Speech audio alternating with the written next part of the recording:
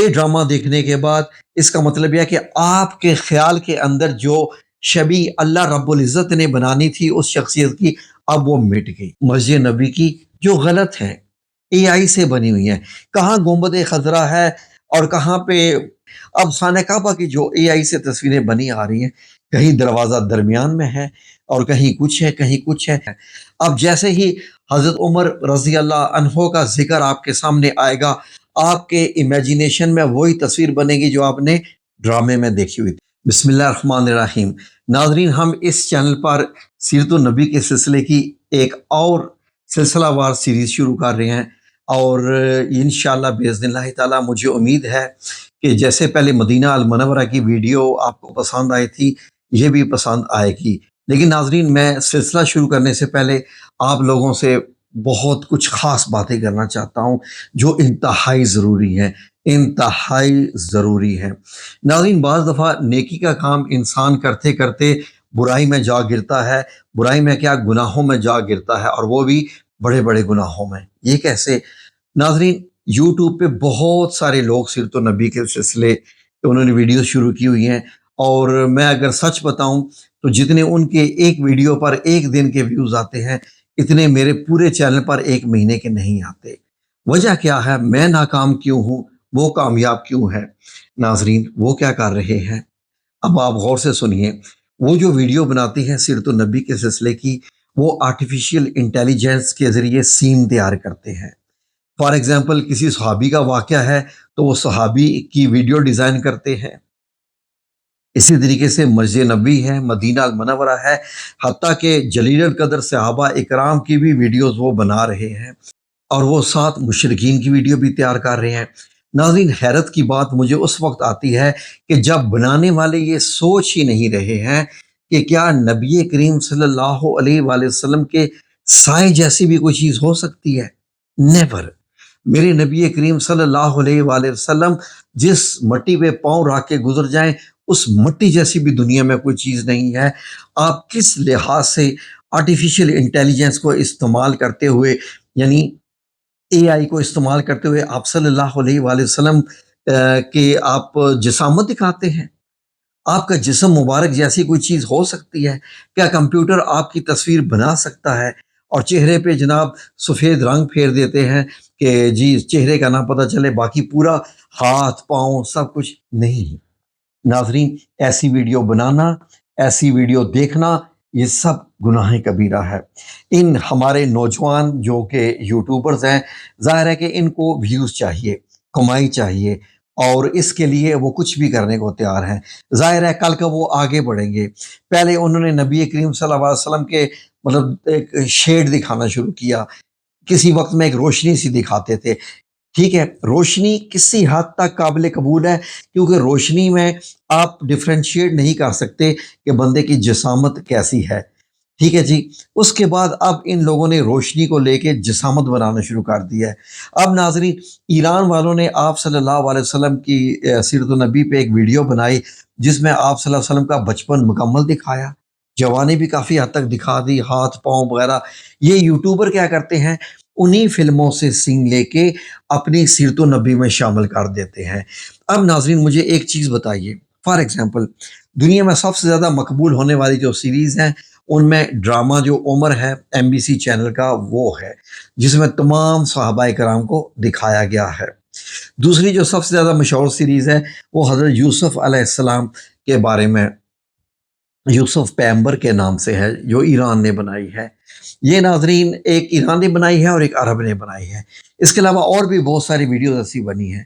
اب میں آپ کو ایک عجیب بات بتاؤں اس میں سے جو بڑی غور طلب ہے۔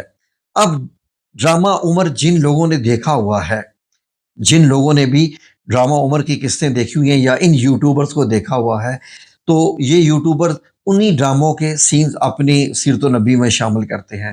اب جیسے ہی حضرت عمر رضی اللہ عنہ کا ذکر آپ کے سامنے آئے گا، آپ کے امیجینیشن میں وہی تصویر بنے گی جو آپ نے ڈرامے میں دیکھی ہوئی تھی۔ کیا وہ جو ڈرامے کا کیریکٹر ہے وہ حضرت عمر بن خطاب رضی اللہ عنہ کے سائے جیسا بھی ہو سکتا ہے؟ نیور، کبھی بھی نہیں۔ اب بتائیے کیوں کہ جب ذکر ہو حضرت عمر بن خطاب رضی اللہ عنہ کا تو میرے ذہن میں وہ کریکٹر کیوں آئے جو اس ڈرامے میں دکھایا گیا ہے، یا انہوں نے حضرت ابو بکر صدیق رضی اللہ عنہ کو بھی دکھایا، حضرت علی رضی اللہ عنہ، حضرت عبداللہ بن مسعود اور جتنے بھی باقی جلیل القدر صحابی ہیں، کیوں؟ یہ ڈرامہ دیکھنے کے بعد اس کا مطلب یہ ہے کہ آپ کے خیال کے اندر جو شبیہ اللہ رب العزت نے بنانی تھی اس شخصیت کی، اب وہ مٹ گئی، اب وہی بنے گی جو آپ نے ڈراموں میں دیکھا ہوا ہے۔ جیسے حضرت یوسف علیہ السلام کا جو ڈرامہ ایرانیوں نے بنایا دنیا میں سب سے زیادہ مقبول ہوا، اب وہ انسان کی شبیہ ختم ہوگی، جو کہ انسان سوچا کرتے تھے اچھا حضرت یوسف بہت خوبصورت تھے، ایسے ہوں گے ایسے ہوں گے۔ وہ جو شبیہ ذہن کے اندر انسان کے اندر بنتی تھی نا روحانی طور پر، وہ اللہ رب العزت کی توفیق سے بنتی تھی، وہ صحیح ہوتی تھی۔ جب سے آپ نے اب ڈرامہ دیکھ لیا، جہاں بھی ذکر آ گیا حضرت یوسف علیہ السلام، حضرت یعقوب علیہ السلام کا یا حضرت سلیمان علیہ السلام کا، اب وہ شبیہ ختم ہوگی کیونکہ آپ نے یہ مناظر دیکھ لیے۔ ناظرین، یہ ہوتا ہے نقصان ڈرامے دیکھنے کا اور آرٹیفیشیل انٹیلیجنس استعمال کرنے کا، اے آئی۔ میں بھی جانتا ہوں، میں بھی استعمال کر سکتا ہوں۔ میں اپنے چینل پر جو مدینہ المنورہ کی ویڈیو بنا کے آپ لوگوں کی خدمت میں پیش کرتا ہوں، 1000 بار اس کی اسٹڈی کرتا ہوں اور اس میں کوئی بندے نہیں ہوتے، صرف اور صرف آپ کو میں مسجد نبی دکھاتا ہوں، ازواج مطہرات کے گھر دکھاتا ہوں یا مدینہ المنورہ دکھاتا ہوں، تمام کے تمام سیرت النبی سے، ان میں کوئی بھی ہستی نہیں ہوتی ہے، کوئی بھی۔ حتیٰ کہ میں مدینہ المنورہ کے جو یہودیاں ان کو بھی نہیں دکھاتا یا مشرکین ہیں ان کو بھی، کیوں میں ایک چیز آپ کو شو کروں کہ مجھے کیا پتا کہ وہ کیسے تھی۔ اب مجھے آپ صلی اللہ علیہ وآلہ وسلم کے چہرہ مبارک، آپ کے جسم مبارک، آپ کا سب میرے ذہن میں ہے۔ اب میں ایران کی میں ویڈیو دیکھوں تو وہ میرے ذہن میں وہ میری نکل جائے جو میں نے زیارت کی ہوئی تھی۔ یہ ناظرین مجھے سمجھ نہیں آ رہی اس پہ کون پابندی لگائے، کیا علماء کرام کا حق ہے، مفتی حضرات کا حق ہے، یا کن کا ہے؟ ناظرین، آپ لوگوں سے گزارش ہے کہ ان ویڈیوز کے بنانے والوں کو آپ بتائیں کہ بتانا، ان سے پوچھیں، ان سے کہیں کیوں تم کمپیوٹر استعمال کر رہے ہو۔ اب ناظرین میں نے ہزاروں تصویریں دیکھی ہیں مسجد نبی کی جو غلط ہیں، اے آئی سے بنی ہوئی ہیں۔ کہاں گنبد خضرا ہے اور کہاں پہ محراب عثمانی کا گنبد ہے، دونوں مکس دائیں بائیں کہیں سے کہیں ہوئے ہوئے ہیں، دروازے کہاں سے کہاں لگے ہوئے ہیں، وہ مسجد نبی۔ اب جو بچہ وہ دیکھے گا، لوگ کیا کر رہے ہیں، وہی تصویریں فریم کر رہے ہیں، انہی تصویروں کو اپنا وال پیپر لگا رہے ہیں۔ اب خانہ کعبہ کی جو اے آئی سے تصویریں بنی آ رہی ہیں، کہیں دروازہ درمیان میں ہے اور کہیں کچھ ہے کہیں کچھ ہے، کیوں ایسا کام کرتے ہیں؟ ان چیزوں کے لیے اے آئی مت استعمال کریں، اور آپ لوگوں سے گزارش ہے کہ جو لوگ اے آئی استعمال کر رہے ہیں، اگر آپ کا ذہن مانے تو ان سے منع کریں کہ ہم آپ کی ویڈیو نہیں دیکھیں گے۔ آپ ہمیں بے شک صرف بول کے بتا دیں، ہم خود امیجینیشن کریں گے۔ ناظرین، میرے اللہ رب العزت نے ایک بڑا عجیب معاملہ رکھا ہوا ہے کہ اسلامی واقعات ایسے اللہ رب العزت رکھے ہوئے ہیں کہ آپ جب آنکھیں بند کر کے سن رہے ہوتے ہیں نا، فار ایگزامپل غزوہ بدر کا قصہ ہے، یقین کریں میں قسم اٹھا کے کہہ سکتا ہوں پورا غزوہ بدر آپ کے دماغ کے اندر اس کا فلم کی طرح چلے گا۔ غزوہ احد ہے یا جو واقعات ہیں، یہ میرے اللہ رب العزت نے ایک نظام رکھا ہوا ہے، تبھی تو ہمیں ایسے لگتا ہے کہ ہم اس دور میں چلے جاتے ہیں جب ہم ان کے متعلق بات کرتے ہیں یا ان کا ذکر ایسے کرتے ہیں۔ ہمیں کیا ضرورت ہے کہ مصنوعی طور پر ہم وہ تصویریں دیکھیں جو ایگزسٹ ہی نہیں کرتی، جو ویسے ہے ہی نہیں ہے، نہ ویسا مدینہ، نہ ویسا مکہ المکرمہ، نہ ویسے ہمارے صحابہ اکرام رضوان اللہ اجمعین، اور نہ ایسے پیغمبر۔ تو اس لیے ناظرین، میں اپنی سیرت النبی میں کوئی ایسی چیز نہیں دکھاؤں گا، اور میں صرف اور صرف آپ کے سامنے بات کروں گا، زیادہ سے زیادہ ہو سکا تو صرف اور صرف پرانا خانہ کعبہ، پرانا مکہ المکرمہ، پرانا مدینہ المنورہ، اس حساب سے جو کچھ سین اگر ہو سکے اور ضرورت ہوئی تو میں بیک گراؤنڈ پہ ساتھ ساتھ وہ دکھاؤں گا، ورنہ آپ کو صرف مجھے ہی برداشت کرنا پڑے گا۔ اور اس کا طریقہ کار یہ ہے کہ آپ ویڈیو لگا کے آپ اپنے کام کیجئے، اپنے کاموں میں لگ جائیں، اور آواز تو آپ کو سننے کی ہے نا، تو اس لیے دیکھ کے کیا کرنا ہے؟ ناظرین، میرے اللہ کا بڑا پیارا نظام ہے، انسانی دماغ کو اللہ نے ایسا بنایا ہوا ہے کہ ہم خوابوں میں جنت میں بھی ہو کے آ جاتے ہیں۔ تو کیا سیرت النبی سنتے ہوئے مدینہ اور مکہ ہمارے سامنے نہیں آئے گا؟ بالکل آئے گا۔ لیکن اگر آپ نے یہ دیکھ لیا تو پھر وہی آئے گا جو آپ نے یوٹیوب پہ ان لوگوں کی ویڈیوز میں دیکھا ہوگا۔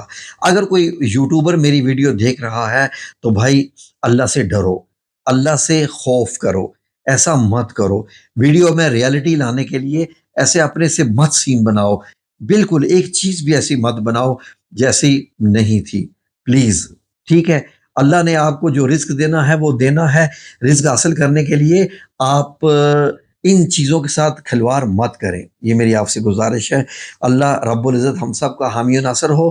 تو انشاءاللہ اگلی ویڈیو میں ہم شروع کریں گے سیرت النبی، اور آپ لوگوں سے میری گزارش ہوگی کہ ویڈیو دیکھنے کا نہیں ہے وقت، لگا کے چھوڑ دیجئے، سنتے رہیے گا انشاءاللہ باذن اللہ تعالی۔ میرے رب نے اگر چاہا، میرے رب نے اگر چاہا تو جس طریقے سے میں آپ کو سیرت النبی میں بیان کروں گا اس میں کوئی غلطی کی انشاءاللہ گنجائش نہیں ہوگی، اور اس میں تمام کے تمام وہی میں چیزیں بیان کروں گا جو کہ سیرت النبی میں بیان کی گئی ہیں، تاکہ یہ ایک ذمہ داری مجھ پہ آن پڑے گی جس کا مجھے حساب دینا پڑے گا قیامت والے دن بھی، کہ اگر ایک بھی چیز غلطی سے ہو گئی۔ اللہ آپ سب لوگوں کا حامی و ناصر ہو۔ تو اگلی قسط میں انشاءاللہ ہم شروع کریں گے مکہ المکرمہ، نبی کریم صلی اللہ علیہ وآلہ وسلم کی دنیا میں آمد سے پہلے مکہ المکرمہ کیسا تھا، کون کیا کرتا تھا، اور باقی کیا کیا حالات تھے۔ تو یہ ساری چیزیں ہم بیان کریں گے ساری انشاءاللہ، تاکہ آپ صلی اللہ علیہ وسلم جس جگہ پر آپ کی مبارک ولادت ہو رہی ہے تو اس کا حدود دربہ تو جاننا ضروری ہے نا۔ تو انشاءاللہ بہت ساری قسطیں بنیں گی جتنی میرے رب نے چاہا۔ تو انشاءاللہ ایک وقت آئے گا کہ اللہ رب العزت نے چاہا تو سیرت النبی، نبی کریم صلی اللہ علیہ وآلہ وسلم کی زندگی ہمارے سامنے آ چکی ہوگی سیرت النبی کے سلسلے میں۔ جزاکم اللہ خیر۔ اللہ آپ سب لوگوں کا حامی و ناصر ہو، آمین یا رب العالمین۔